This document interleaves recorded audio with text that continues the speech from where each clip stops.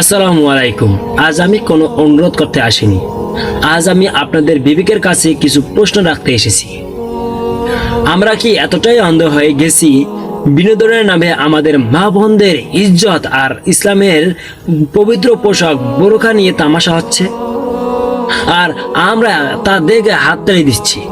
রমজান মাস চলেছে, শয়তানকে শিকলবন্দি করার মাস, আর এই সুযোগে কিছু তথাকথিত বিনোদন কর্মী বোরখা পরিয়ে শয়তান সাজিয়ে ভিডিও মারাচ্ছে এবং বোরখাকেই বোঝাচ্ছে যে এটাই শয়তান।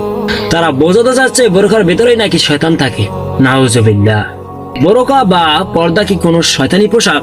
আল্লাহ তাআলা পবিত্র কুরআনে পরিষ্কারভাবে বলেছেন, হে নবী, মুমিন নারীদের বলুন তারা যেন তাদের দৃষ্টিকে সংযত রাখে এবং তাদের লজ্জাস্থানের হেফাজত করে।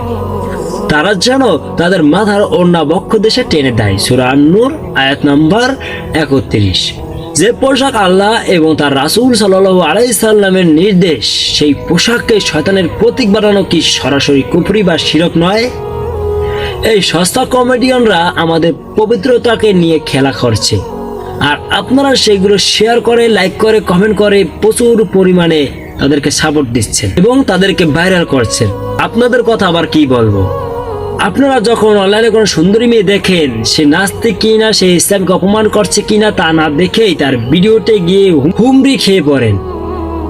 কমেন্ট বক্সে গিয়ে লেখেন বিউটিফুল, অসাধারণ, অথচ আপনাদের লজ্জা হওয়া উচিত। একদিকে একজন আলেম যখন সঠিক কথা বলেন, তখন আপনারা তার ভুল ধরতে ব্যস্ত হয়ে যান, তাকে গালিগালাজ করেন, আর অন্যদিকে যারা ইসলামকে দিয়ে ব্যঙ্গ করছে তাদের সাপোর্ট দিয়ে মাথায় তুলে নাচছেন। আপনাদের এই সাপোর্টের কারণে তারা আজ বোরকা নিয়ে মশকারি করার সাহস পাচ্ছে।